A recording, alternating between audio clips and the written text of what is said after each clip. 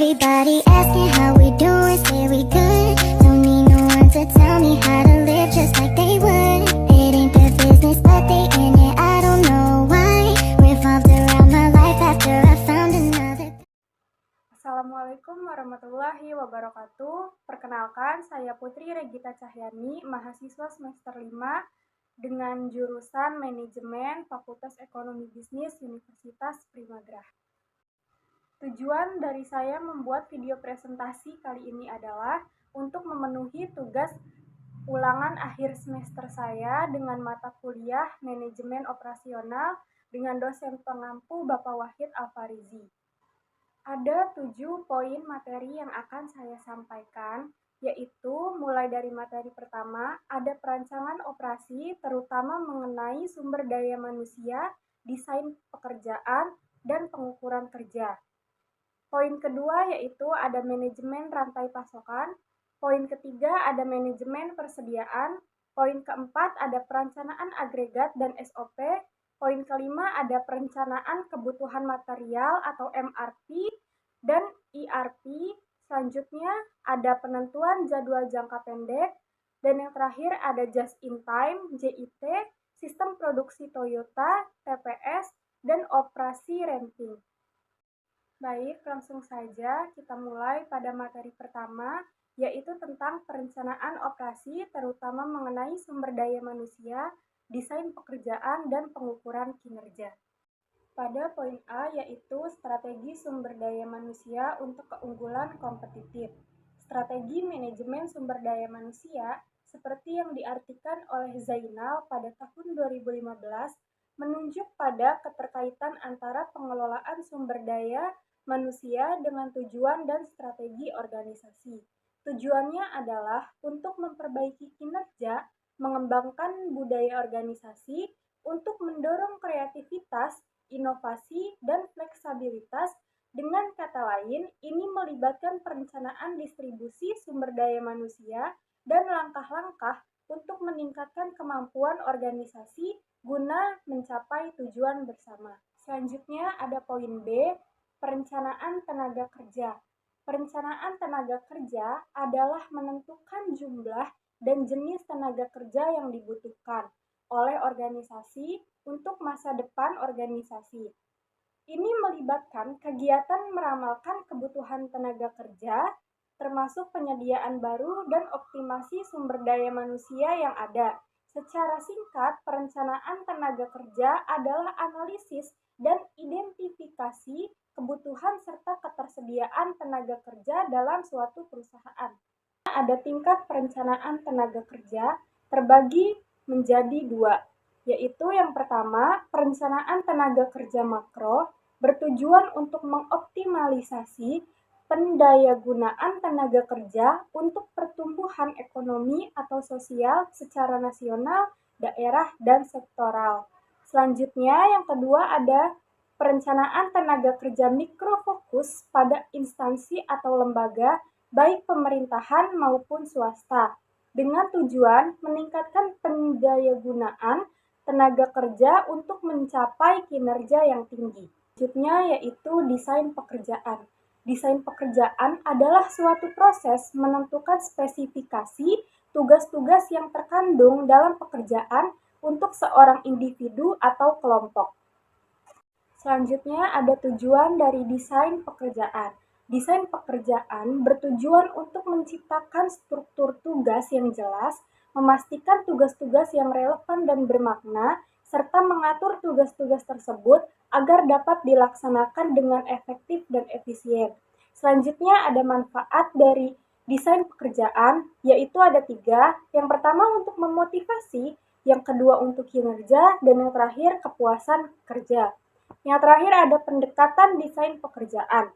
Dibagi menjadi 3 juga. Yang pertama ada pendekatan manusia, yang kedua pendekatan rekayasa, dan yang terakhir pendekatan karakteristik pekerjaan. Pada slide selanjutnya yaitu ada ergonomik dan lingkungan kerja. Pengertian dari ergonomik sendiri adalah studi tentang interaksi antara manusia dengan lingkungan kerja mereka. Tujuannya dari ergonomik adalah untuk menciptakan lingkungan kerja yang aman, lingkungan kerja yang nyaman dan efisien sehingga dapat meningkatkan kesejahteraan dan produktivitas kerja karyawannya. Selanjutnya ada manfaat dari ergonomik dan lingkungan kerja adalah yang pertama untuk meningkatkan kesehatan dan kesejahteraan karyawan, yang kedua untuk meningkatkan produktivitas, dan yang terakhir untuk mengurangi absensi dan cedera. Yang terakhir aspeknya ada ergonomik dan lingkungan kerja, aspeknya dibagi menjadi 5. Aspek pertama adalah desain ergonomis, aspek kedua yaitu postur kerja, aspek ketiga yaitu pencahayaan, aspek keempat yaitu udara ruangan, dan aspek yang terakhir adalah organisasi tempat kerja. Selanjutnya ada analisis metode. Definisi dari analisis metode adalah proses untuk mempelajari dan mengevaluasi metode atau prosedur yang digunakan dalam suatu aktivitas atau pekerjaan. Tujuan dari analisis metode adalah untuk meningkatkan efisiensi, meningkatkan produktivitas, dan evaluasi serta kualitas hasil kerja. Contoh dari analisis metode itu ada 6. Yang pertama ada analisis metode dalam desain website. Yang kedua analisis metode dalam pemanfaatan e-puskesmas. Yang ketiga ada analisis mode dalam penggunaan e-learning. Yang keempat ada analisis metode dalam perilaku struktur bangunan. Yang kelima ada analisis metode dalam perilaku konsumen e-commerce. Dan yang terakhir analisis metode dalam pengukuran produktivitas. Selanjutnya ada tempat kerja visual. Tempat kerja visual mengacu pada lingkungan kerja yang dirancang untuk memaksimalkan penggunaan visual dan memastikan kenyamanan serta efisiensi bagi para pekerjanya. Selanjutnya ada faktor-faktor dalam desain tempat kerja. Yang pertama itu ada pencahayaan, yang kedua tata letak, yang ketiga warna, dan yang terakhir adalah ergonomi. Selanjutnya ada standar tenaga kerja. Standar tenaga kerja merujuk pada pedoman atau aturan yang ditetapkan untuk mengatur kualifikasi, kompetensi, dan kinerja tenaga kerja dalam suatu bidang atau sektor tertentu. Standar ini bertujuan untuk memastikan bahwa tenaga kerja memiliki pengetahuan, memiliki keterampilan, dan perilaku yang sesuai dengan tuntutan pekerjaannya. Contoh dari standar tenaga kerja itu, yang pertama, standar kerja tenaga ahli, penyedia jasa konsultasi, pengawasan konstruksi, dan Kementerian Pekerjaan Umum dan Perumahan Rakyat. Yang selanjutnya ada standar jaringan sistem tenaga listrik, ada standar penilaian pendidikan, standar kompetensi kerja nasional Indonesia, dan yang terakhir ada standar kompetensi tenaga kinerja kesehatan. Poin selanjutnya ada etika. Etika merujuk pada prinsip-prinsip moral dan perilaku yang mengatur tindakan dan interaksi sebagai manusia, serta bagaimana kita seharusnya bertindak dalam berbagai situasi. Dalam konteks lingkungan kerja, etika sangat penting untuk menciptakan lingkungan kerja yang profesional, adil, dan bermoral. Selanjutnya dalam etika itu terdapat prinsip. Prinsip etika terdiri dari 5. Yang pertama ada integrasi, yang kedua keadilan, yang ketiga tanggung jawab, yang keempat kerjasama, dan yang terakhir adalah kerahasiaan. Selanjutnya ada penerapan etika dalam lingkungan kerja dapat membantu menciptakan lingkungan kerja yang positif, meningkatkan kepuasan kerja karyawan, dan membangun reputasi perusahaan menjadi lebih baik. Selain itu, etika juga berperan penting dalam memastikan berkelanjutan dan keberhasilan jangka panjang dalam suatu organisasi. Pada poin kedua yaitu manajemen rantai pasokan. Manajemen rantai pasok merupakan aktivitas yang melibatkan pengelolaan aktivitas yang terkait dengan arus barang dan jasa dari pemasok hingga pelanggan akhir, dengan tujuan mencapai keunggulan kompetitif, memaksimalkan nilai, meningkatkan efisiensi, dan memenuhi kebutuhan pelanggan secara efektif. Kolaborasi, integrasi, dan pengelolaan risiko juga menjadi elemen penting dalam manajemen rantai pasok yang sukses. Yang kedua ada kepentingan strategi rantai pasokan. Manajemen rantai pasokan menggambarkan koordinasi semua aktivitas rantai pasokan dimulai dengan bahan mentah dan diakhiri dengan pelanggan yang puas dengan titik, dan dengan demikian rantai pasokan mencapai pemasok dengan produsen atau penyediaan jasa dan distributor, grosir atau pengecer yang menyarankan produk atau jasa kepada pelanggan akhir. Tujuan dari manajemen rantai pasok adalah untuk menyusun rantai pasokan guna memaksimalkan keunggulan kompetisi dan manfaat bagi konsumen akhir. Poin selanjutnya ada risiko rantai pasokan. Risiko rantai pasokan yang timbul dalam kegiatan rantai pasokan seperti ini adalah penjadwalan, teknologi, dan biaya yang tidak pasti dapat dikelola secara terpisah dan berdasarkan resiko persepsi. Gangguan rantai pasok dapat mengakibatkan berbagai masalah seperti panjangnya distribusi supply chain dapat didefinisikan sebagai suatu kejadian yang disebabkan oleh kesinambungan antara permintaan dan pasokan.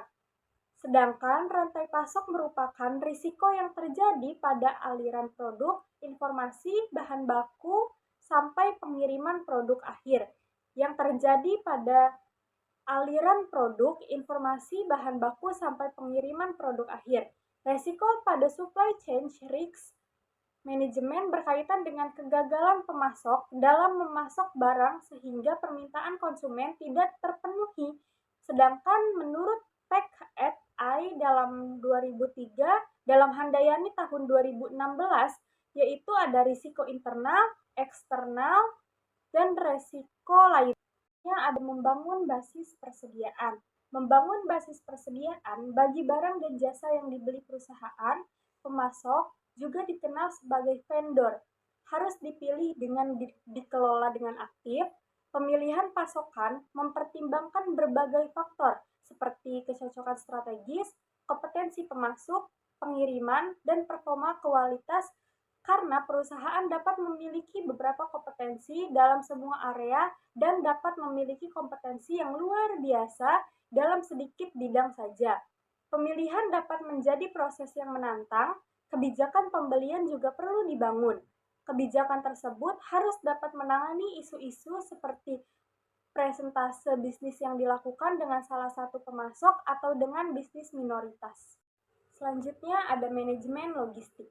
Manajemen logistik merupakan suatu ilmu pengetahuan dan ilmu seni serta proses mengenai perencanaan dan penentuan kebutuhan pengadaan, penyimpanan, penyaluran, dan pemeliharaan serta penghapusan material atau alat-alat. Tujuan dari logistik adalah untuk menyampaikan barang ke unit yang meminta dalam keadaan yang baik, tidak berkurang secara mutu, kualitas, maupun jumlahnya. Tugas dari kegiatan logistik yaitu untuk meliputi mengadakan pembelian, inventory, dan stok kontrol, penyimpanan, serta terkait dengan kegiatan pengembangan produksi dan operasional, keuangan, akuntansi, manajemen, serta penjualan dan distribusi serta informasi. Selanjutnya ada manajemen distribusi. Manajemen distribusi adalah proses yang digunakan oleh organisasi bisnis untuk mengawasi pergerakan barang dari pemasok, produsen, dan grosir, serta distributor ke pelanggan akhir, mulai dari pembelian bahan baku dari pemasok hingga penyediaan pada akhir kepada pelanggan. Ada banyak proses dan aktivitas yang terkait dengan manajemen distribusi. Manajemen distribusi dianggap sebagai dari sistem manajemen rantai pasok organisasi bisnis, dianggap sebagai fungsi bisnis yang menentang bagi sebagian besar bisnis karena kompleksitas dan jenis resiko yang terlibat. Bisnis berupaya ekstra untuk mempertahankan sistem yang terlibat. Manajemen distributor yang lancar yaitu manajemen distribusi mengacu pada proses pengawasan pergerakan barang dari pemasok atau produsen ke titik penjualan. Adalah istilah menyeluruh yang mengacu pada berbagai aktivitas dan proses secara pengemasan, inventari, pergudangan, rantai pasok, dan juga logistik. Selanjutnya ada manajemen etika dan rantai pasok yang berkelanjutan. Etika manajemen rantai pasok mempertimbangkan 3 aspek etika. Yang pertama, etika personal. Yang kedua, etika dalam rantai pasokan. Yang terakhir ada perilaku etis terhadap lingkungan ketika rantai pasokan meningkat ke tahap internasional. Masing-masing dalam hal ini menjadi lebih signifikan. Materi ketiga yaitu manajemen persediaan. Manajemen persediaan adalah suatu pendekatan strategis yang digunakan oleh perusahaan untuk mengontrol, mengawasi, dan mengoptimalkan semua aspek yang terkait dengan stok dan persediaan produk, bahan baku, dan komponen yang digunakan dalam operasi bisnis. Alasan perlunya manajemen persediaan adalah karena timbulnya ketidakpastian permintaan, ketidakpastian pasokan supplier, dan ketidakpastian waktu pemesanan. Sedangkan tujuannya adalah untuk memberikan pelayanan yang terbaik bagi para konsumen, memperlancar proses produksi, dan mengantisipasi kekurangan persediaan atau stock out, dan dalam rangka menghadapi fluktuasi harga. Selanjutnya ada metode manajemen persediaan. Yang pertama ada just in time, yang kedua ada economic order of quantity, yang ketiga ada material recruitment planning, yang keempat ada review secara periodik, dan yang terakhir ada day sales of inventory. Dilanjut slide selanjutnya, ada faktor-faktor yang mempengaruhi manajemen persediaan. Yang pertama adalah ketersediaan dana, yang kedua waktu tunggu pengiriman, yang ketiga frekuensi penggunaan produk, yang keempat daya tahan produk, yang kelima force measure, dan yang terakhir adalah jumlah permintaan dan ketersediaan. Selanjutnya ada poin pembahasan ketiga yaitu perencanaan agregat dan SOP. Perencanaan agregat adalah strategi yang digunakan untuk menyesuaikan kapasitas produksi dan sumber daya dengan permintaan dengan tujuannya untuk meminimalisir biaya perencanaan agregat melibatkan peramalan permintaan dalam jangka pendek, menengah, dan juga jangka panjang. Tetapi biasanya perencanaan agregat difokuskan pada perencanaan jangka menengah antara 3 hingga 12 bulan. Perencanaan ini dilakukan oleh manajemen senior dan menengah untuk memastikan bahwa semua tingkat produksi yang dinyatakan dalam kelompok atau famili produksi agregat terfokus tanpa perlu merinci. Selanjutnya ada SOP atau Standar Operasional Prosedur. Dalam bahasa Inggris bisa juga disebut sebagai Sales and Operations Planning, adalah proses yang berkelanjutan untuk merevisi dan mengkoordinasi rencana bisnis strategis di berbagai departemen. SOP adalah rencana bisnis yang melibatkan berbagai fungsi termasuk penjualan dan pemasaran, pengembangan produk, operasi, dan manajemen senior. Sedangkan SOP menurut Tagta pada tahun 2004, SOP dapat didefinisikan sebagai dokumen yang menjabarkan aktivitas operasional yang dilakukan sehari-hari dengan tujuan agar pekerjaan tersebut dilakukan secara benar, tepat, dan konsisten untuk menghasilkan produk sesuai standar yang telah ditetapkan sebelumnya. Selanjutnya ada proses perencanaan. Menurut Stefan dan Choung pada tahun 2014, langkah-langkah dalam proses perencanaan agregat adalah yang pertama, determine the mind of each period, yaitu menentukan jumlah permintaan untuk setiap periode perencanaan yang akan datang dengan menggunakan suatu metode peramalan. Yang kedua, ada determinan kapasitas, yaitu menentukan kapasitas yang dimiliki oleh perusahaan seperti kapasitas mesin, kapasitas penyimpanan persediaan. Selanjutnya yang ketiga ada identify company of the terminal, policy the art pertinent, yaitu menentukan kebijakan departemen atau perusahaan yang berkaitan dengan proses agregat. Planning seperti tingkat persediaan minimal untuk mencapai safety stock pada perusahaan. Yang keempat ada determine unit cost for regular time, overtime, subcontracting, and holding inventories, back orders, layoff, and another relevant costs. Yang kelima ada develop alternative plans and compute the cost for each. Mengembangkan beberapa alternatif perencanaan dan menghitung jumlah biaya yang dihasilkan dari beberapa alternatif tersebut. Dan yang terakhir itu ada if satisfy, plan emergence, select the one that best satisfies object. Bila telah puas dengan hasil dan sudah sesuai dengan tujuan awal, maka alternatif tersebut yang dipilih. Sebaliknya, lakukan kembali langkah kelima. Poin selanjutnya ada strategi perencanaan agregat. Menurut Heiser dan Render pada tahun 2015, terdapat 3 macam strategi yang dapat digunakan dalam pelaksanaan perencanaan agregat, yaitu yang pertama adalah pilihan kapasitas, capacity option, yang kedua ada pilihan permintaan, demand option, dan yang terakhir ada pilihan campuran. Selanjutnya yaitu metode-metode perencanaan agregat dibagi menjadi 3. Yang pertama adalah metode tabel dan grafik. Pada metode ini, pendekatan dilakukan dengan cara trial and error, teknik yang bekerja dengan beberapa variabel pada suatu yang memungkinkan perencanaan membandingkan proyeksi permintaan dengan kapasitas yang terdapat pada 5 tahapan. Selanjutnya, poin kedua yaitu ada metode matematis. Adalah metode matematis perencanaan agregat dapat dilakukan dengan menggunakan metode transformasi program linier dan metode konvensiensi manajemen. Yang terakhir ada metode transportasi atau transportasi shipment problem. Metode transportasi dilakukan dengan menggunakan band dalam tabel transportasi. Selanjutnya ada perencanaan agregat dalam bidang jasa. Perencanaan agregat dalam bidang jasa lebih menekankan pada peran manajemen, permintaan, dan tenaga kerja. Pengendalian biaya tenaga kerja dalam perusahaan jasa sangat menjadi penting. Ada beberapa langkah yang harus dilakukan. Yang pertama adalah melakukan penjadwalan jam kerja. Yang kedua ada merekrut atau memberhentikan tenaga kerja. Yang ketiga ada fleksibilitas keterampilan pekerja. Dan yang terakhir ada fleksibilitas tingkat output dan jam kerja karyawan. Selanjutnya, poin kelima ada perencanaan kebutuhan material atau MRP dan ERP.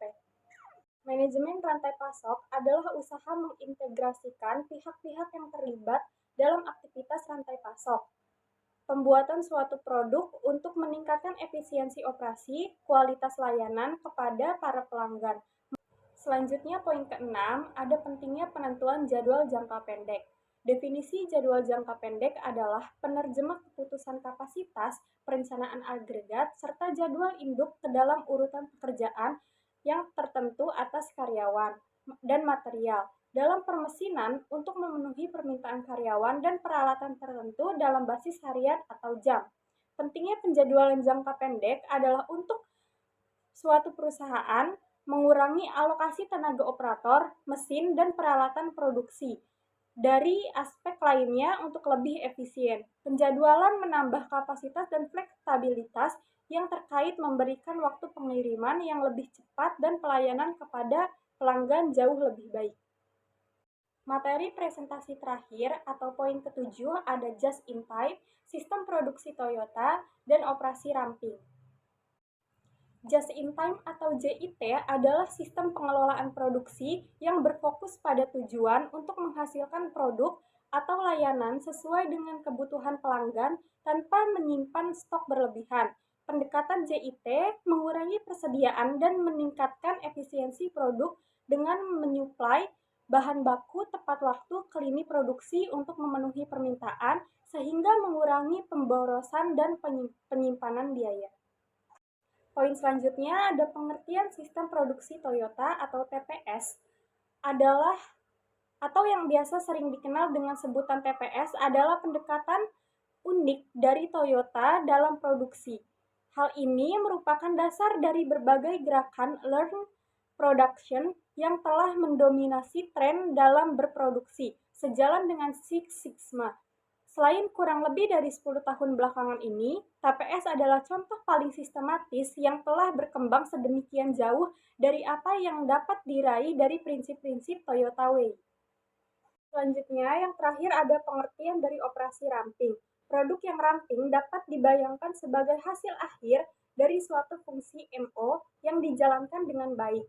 JIT dan TPS cenderung memiliki fokus internal, sementara produksi ramping memulai secara eksternal dengan fokus kepada pelanggan. Operasi ramping berarti mengenali nilai pelanggan dengan menganalisa semua aktivitas yang diperlukan prosesnya berdasarkan cara pandang pelanggan. Baik, cukup hanya itu yang bisa saya sampaikan. Kurang lebihnya mohon maaf. Saya Putri Regita pamit undur diri. Wabillahi taufiq walhidayah. Wassalamualaikum warahmatullahi wabarakatuh.